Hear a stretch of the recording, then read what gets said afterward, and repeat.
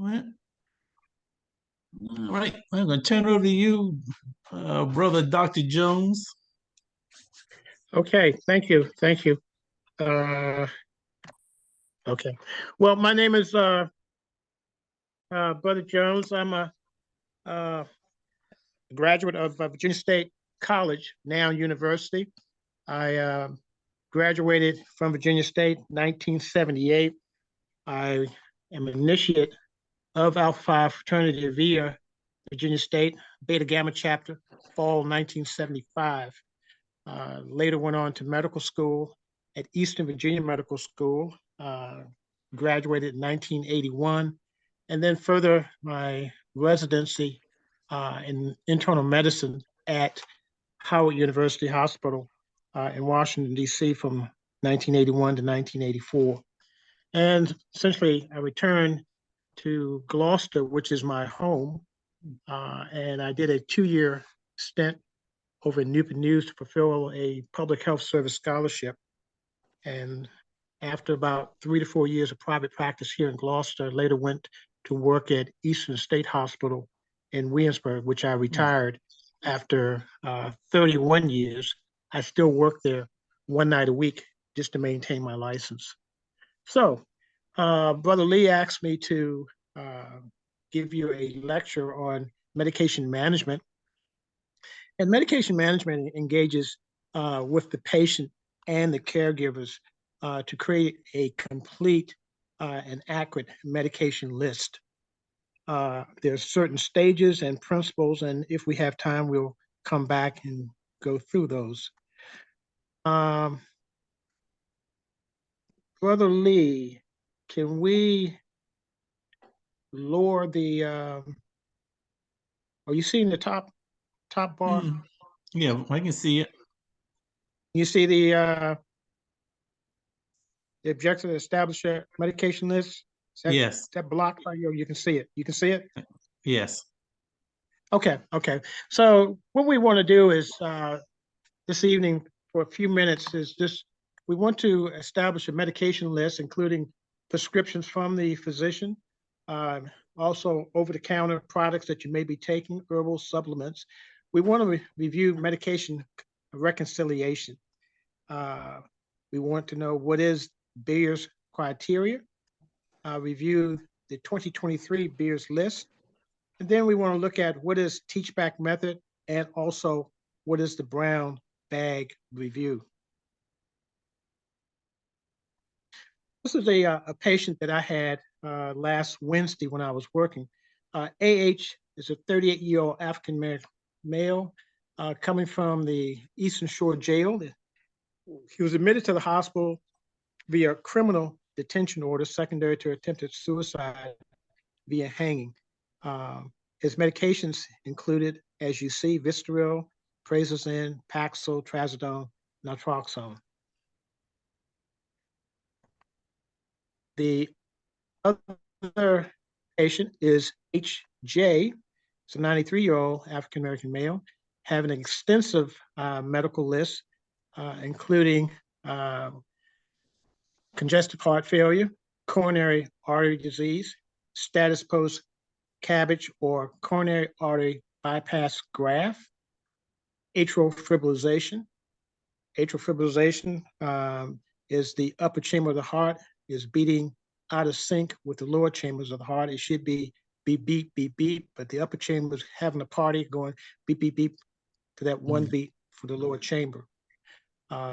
Problems that you have to deal with atrial fibrillation is the possibility of having a blood clot, later having a stroke. Diabetes mellitus type 2, glaucoma. For those not familiar with that, is involving the eyes, increased pressure in the eyes.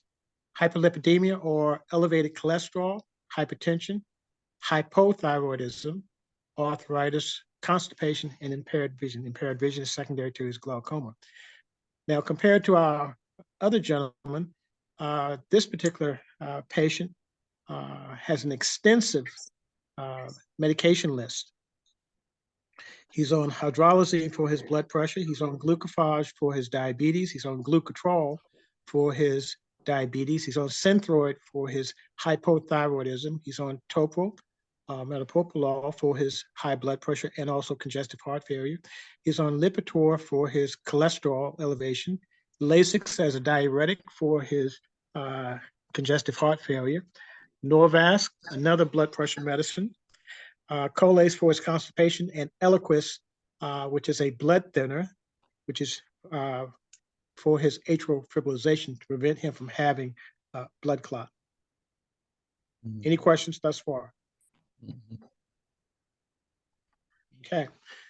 Medication conciliation is the process of identifying the most accurate list of all medications that the patient is taking, including the name, current dosage, the frequency, the route by comparing the medical record to an external list of medications obtained from a patient, hospital, or other provider. Now, this is something that I did not like when it first came into existence, maybe 20 years ago. We did not have the electronic health record. So you had to do everything by hand. So you had to make a list of all the medications that was sent with the patient, we'll go back and review this in a second. Well, let's do something. I missed something. Let's go back to this. So what we'll do is we'll come back and actually see, does this patient need medication reconciliation, or does he need the brown bag technique or the teach back? And the same thing with this patient. So we're going to come back and review these two patients at the end of the presentation. So as I was stating, that is something that I did not care for when you had to handwrite all of the medications. And then after you write all these medications that the patient came with, you decide which medicines that he will continue during his stay at the hospital. So I may write for XYZ, his attending psychiatrist the following morning may write a different set of drugs. And then again, this is going to be given to him upon his discharge from the hospital when he goes back to jail or wherever he may go to. Now, Beers criteria is named after Mark Beers, a physician from UCLA, developed potentially harmful medications or medications with side effects that outweigh the benefit of taking the medication for adults 65 and older. So Dr. Beers was a geriatrician. Now, over 90% of adults over 65 take at least one prescription medication. And in that same group, more than 65% of that will take more than 3 medications. And as you saw in the second patient, AJ, he had almost 14 different drugs that he's taking. Mhm. So Beers criteria, when we see this, we look at medications used for limited doses or limited time due to their effects on the kidney function.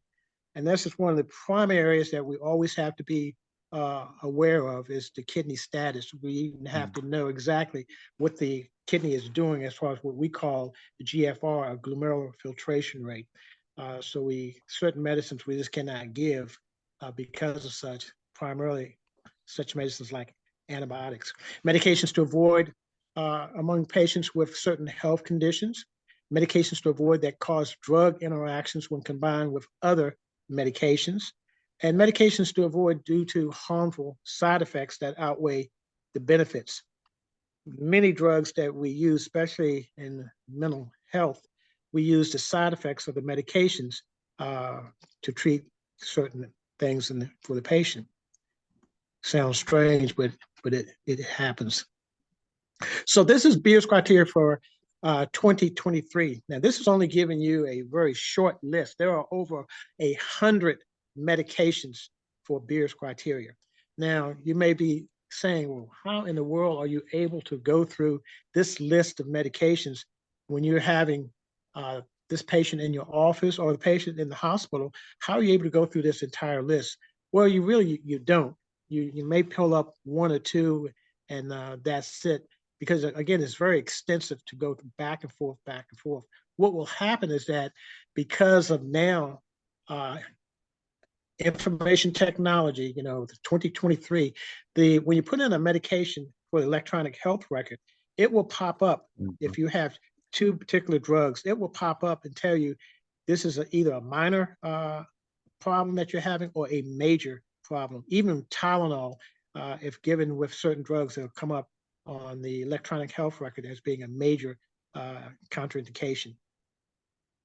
Now, one of the areas that I want you just to look at, if you see where it says diabetes and chloropropamide, that particular drug, chloropropamide, is an old drug. It's probably not even, you can't even find it now. You may find it in some of the old pharmacies, but your newer pharmacy, they just don't make it. Chloropropamide, our brand name or trade name is Diabinase. And the problem with chloropropamide or Diabinase, it has a long half-life, may last up to 36 hours.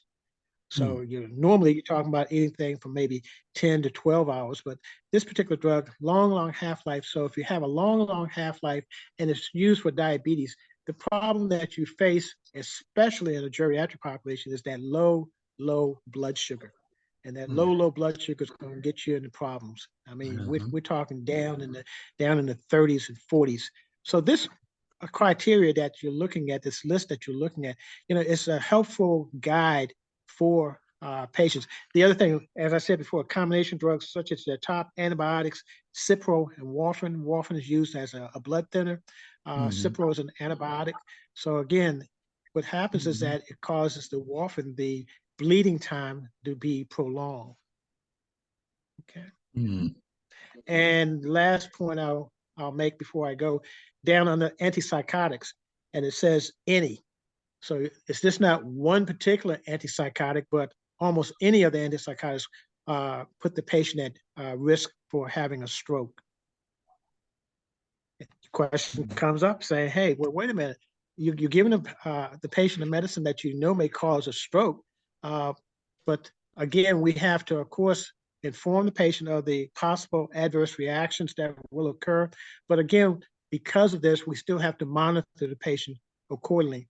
If we don't give the medicine, then the patient will decompensate and then result in what may have happened to this patient that was admitted to my service this past Wednesday night trying to commit suicide.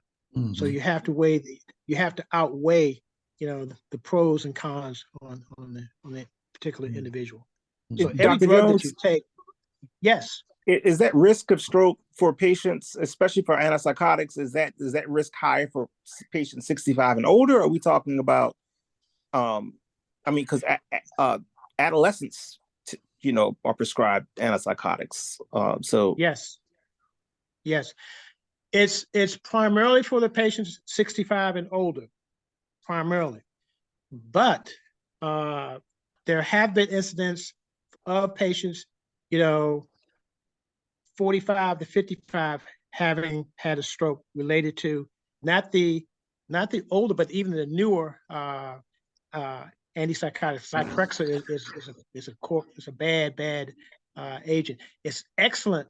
It's excellent as far as treating schizophrenia, but the problem is it also has the side effects with diabetes, what have you. And then, like I said, it sets you up for that unknown event that may happen. Okay, thank you. Good? Yep. Yes. Now, going back one other time, as far as the antipsychotics, we didn't even mention the bad thing that everyone in mental health recognizes, and that's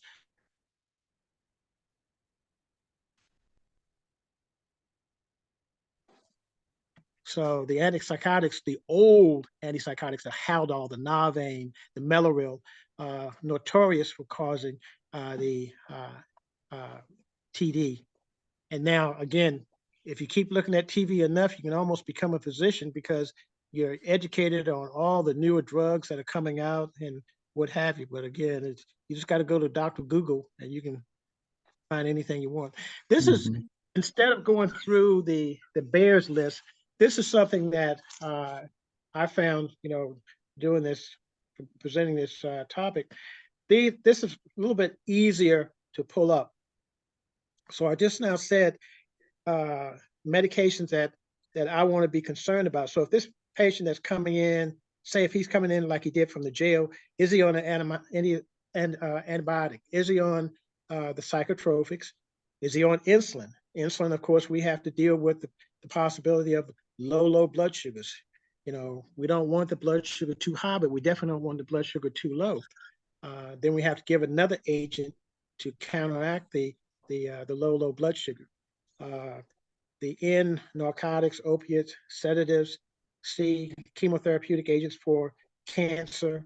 And then the H for heparin and anticoagulants. And the one thing that we learned back in training, and young residents, medical students, even today, because there's so much information that has to be learned in a short period of time, we use acronyms to try to remember, you know, certain things, certain key things. And if you look at this, it says a pinch. You know, you only want to take a little bit of these particular drugs because of the possibility of the side effects. So a pinch. Okay. Okay. The teach back method. So the patient comes into the office. And you've gone over the medications that you want to give the patient. You've explained everything to the patient. And what you want to know now, does this patient really understand what has been newly prescribed for me? Or if you're not prescribing anything, you want to know if the patient understands the medication that he or she is taking. So basically, it just states that it's a way of understanding by asking the patient to state in their own words they need to know or do for their health. It's a way to confirm that you have explained the things in a manner that your patients understand. Again, this is an old technique that's been used, but your average physician does not do this because your average physician doesn't have the time to put into this effort. Now, the office personnel may be able to do it, but your average physician, unless he or she is really there, you know, with every patient, extending the office visit, that's the only way it's going to be done. Because once you go through examining the patient, deciding what to give, what labs is necessary, then you're coming back.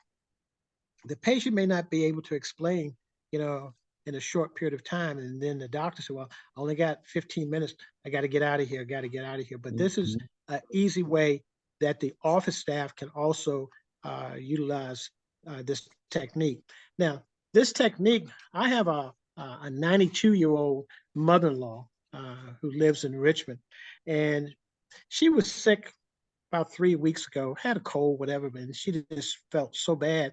But she has a list of other medical problems also. So, and I said, Miss So-and-so, what's going on? This, that, and the third, and this, that. I said, what medications are? And she was able to tell me, like I said, now 92 years old, she was able to tell me, bip, one of the drugs I didn't know. And she said, oh, yes, it's for my heart. Da, da, da. I said, oh, wow. I said, you got it going on, Miss Lee. You got it going on. And this is the brown bag review. At the office visit, all medication and supplements are reviewed. The goal is to determine that what medicines the patient are taking and how they're taking.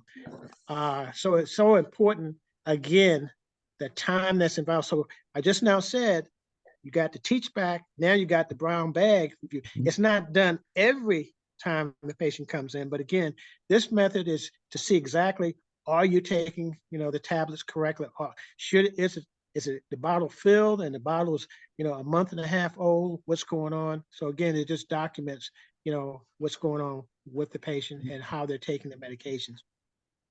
They may tell you, once you look at the list of medicines that they're taking and the bottles, and they may tell you, I don't take that because like a diuretic or a fluid pill, it makes me go to the bathroom. You know, I can't take the medicine in the morning because if I'm going somewhere, I don't take it. Then I forget to take it later on during the day. So this is the medication list. Okay. So the medication list is going to give you the name of the medicine, the strength, the dosage, and directions how to take it. And each time, and at the top, you see any allergies or adverse reactions. So now, the question you may have for me is, if you have a medication list, why do you have to do the brown bag method? Well, again, just as a patient, we'll get into it in a second. You may have a patient who's on a slew of medications and may have different doctors. You may have his primary care physician, you may have a cardiologist, you may have an endocrinologist for his diabetes or his thyroid disease. So you may be seeing different patients, different physicians, and doctors love to write prescriptions. They don't feel like they're doing anything until they write a prescription. So that was supposed to be a joke, but y'all kind of missed it, but I'll keep on going. So we love to write a prescription. You know, if you come in there, we don't write a prescription, you know, the patient feels they just wasted time and money. But again, because you're seeing so many different people, you come in with this list, you still need the brown bag technique with the primary care physician. Okay. And the last slide we're going to look at is the patient reconciliation form. Now, this is for a surgical patient. I couldn't pull up the usual form that I'm accustomed to, but this is a surgical patient. But again, it's the same process. Patient comes in, you see the home medications that the patient is taking. And then you come back and you put in the new medicines that the patient will be taking. So as I stated years ago, 20 years ago, hate is a bad word, but I dislike the medication reconciliation form because you had to handwrite everything and then you had to come back and rewrite the same thing all over again if you're going to use the same medications. And then you also had to put in the other medications that you were using for that particular case. So now let's go back. Let's go back to patient A. Patient A is our patient coming from the jail, criminal TDO. He's on 1, 2, 3, 4, 5 medications. Does he need a medication list? Does he need medication reconciliation? Does he need teach back? Does he need brown paper bag method? Which does he need, do you think? So I think you would do, I would probably say teach back and then medication reconciliation. Very good. Very good. He would need to teach back when he's going to be when he's ready for discharge, but definitely it's required. CMS, Center for Medicare and Medicaid system, required that for all facilities have medication reconciliation. You have to document that, so that is required. But definitely, yes, he needs medication reconciliation form. Next question. Let's go with HJ. HJ is related to me, or was related to me. This was my father, who died 2 years ago. But again, Dad was on every medicine in the book. He had every medical problem that you could imagine. So what did Dad require? Did he require medication reconciliation? Did he require teach back, brown bag, or medication list? Well, so I would, it seems to me like teach back's a requirement to teach them what medications used for when. Yes. Medication reconciliation, but then possibly, I would probably say this is all one of those all of the above. Yes. Yeah. Yes. Yeah, definitely yes. All of the above. Yes. Yes. And even my father at 93, you would think a little bit of dementia should be sitting in, by this time, but he could come back and tell you exactly, this medicine, that medicine, what it's for, this, that, and the third. And even to the point that we were required during his last months, we would stay with him 24/7 with him. And one of the days, I used to stay on a Tuesday night, Thursdays, and the weekends. So long story short, when we get him up in the mornings on Wednesday morning, he'd say, "Hey, what day is it?" I say, "It's Wednesday." He said, "Oh, you work at Eastern State tonight." So he had it fixated that I only work on Wednesday nights. So yeah. Okay. That's it for me, brothers. Any questions you have for me? Yeah. So could you go back to the first patient? Yes. Now, is this a case that you worked with? This is a case, like I said, I work on Wednesday nights. I work a 15-hour shift. 15-hour shift starts at 5 o'clock in the evening, and it goes to 8 o'clock the next morning. So I'm actually the medical officer on duty. I'm in charge of 300 patients at the facility. So all the emergency, all the admissions, any type of problem that exists, I take care of. So this particular patient came in during my shift that I was on call. Yeah. Now, Okay. And so let me clarify one thing. Okay. I'm an internist by training, not a psychiatrist. So I'm an internist by training. So I will admit the patient, probably continue all medications that he's now receiving. And then in the morning, if the attending psychiatrist feels that something needs to be changed, he or she will change at that time. And then another medical attending physician will review any medical problems that present. Okay, go ahead. Got it. Okay. Oh, well, so that helps. So, this particular patient here was a little bit curious to me because I'm a clinical social worker. And so, just his list of medications as a result of attempted suicide, this seemed to be a bit much. And so I just was a little bit concerned about context. Especially since he's already in a criminal detention center. So that's all. Thank you. Yeah. What are your thoughts about the cholesterol drugs? I think you call them statins. I've talked to quite a few people, and they said it causes them to have cramps real bad. And one guy from church, he stopped altogether. I think he wound up having a major stroke and he died. Another buddy of mine's a while back, he's a barber. He used to go to the barber shop when I had hair, and I think he was on Crestor Lipitor, and he said it was causing him a whole lot of cramps, so he couldn't take it anymore. So he started taking some other kind of drug. I think he called it Colestase or something like that, and he eventually died.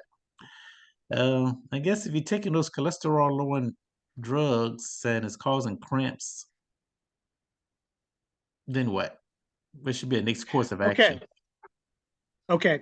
So, and of course, what happens is, as you stated, you may have tried one drug. It causes the cramps, the body aches, muscle aches, what have you. You tried another agent. So you tried 5 different agents and you're still getting all of the same problems. Now, surprisingly, it's a young lady that works at the hospital that I've known probably for about 10 to 15 years. And we always talk to her. She said, well, Dr. Jones, this is going on, this causing. I said, well, who are you seeing now? La-da-da, la-da-da. So she finally was able to see another physician, primarily a cardiologist, no, endocrinologist. And now she takes injections. So she takes injections once a week. Her cholesterol, now grab a hold of your seat, her cholesterol was like 350 average, 350 total cholesterol. Her LDL or bad cholesterol was in the range of anywhere from 200 to 220 bad cholesterol. So good cholesterol, even if it was 65, which is good for a woman, it wasn't doing anything for her. So she was, I always told her, you got to do something, you got to do, because you are a walking time bomb. And she was only about, she's about 50, 52-ish, I think now.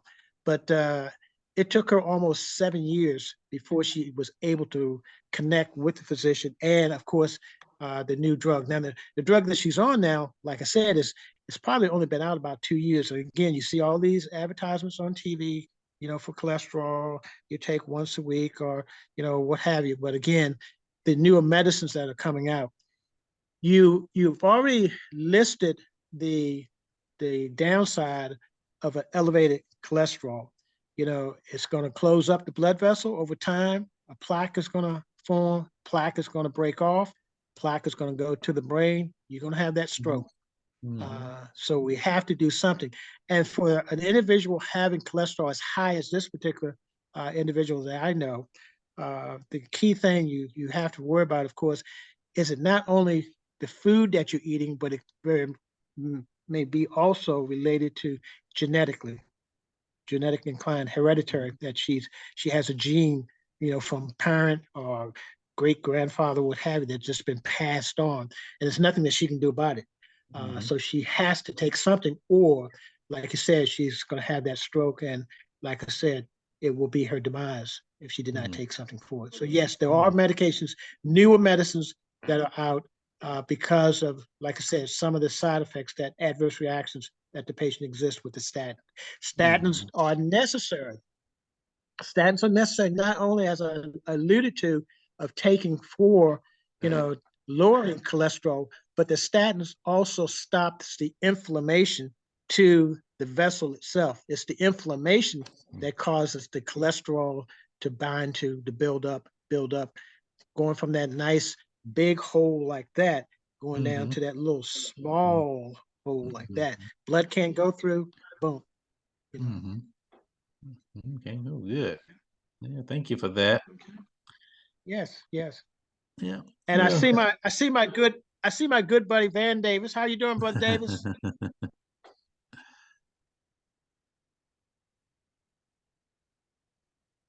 He's on mute. Yeah. Okay. All right. Okay. Okay. Yeah. Thank you so much, Brother Jones. I really appreciate this presentation. Thank you. Extremely. And remember, brothers, when you come to VacaPath, if you don't see me, something's going on. Meaning I'm the sergeant at arms. So when you see me, come grip me. Yeah, I'm going into my my second term of sergeant at arms for VacaPath. So if you see me, brother, grip me and say, "Hey, man, I remember you gave us a talk." So yeah, grip me up now. Grip me up. Okay, will do. Absolutely. All right. Well, thank you, Brother Jones, for your informative lecture. I thoroughly enjoyed it. And thank you to Brother Goldwire and Brother Davis for joining on tonight. And that's going to be it. Okay. For this evening. All right. Thank you. Oh, thank you. Bye-bye.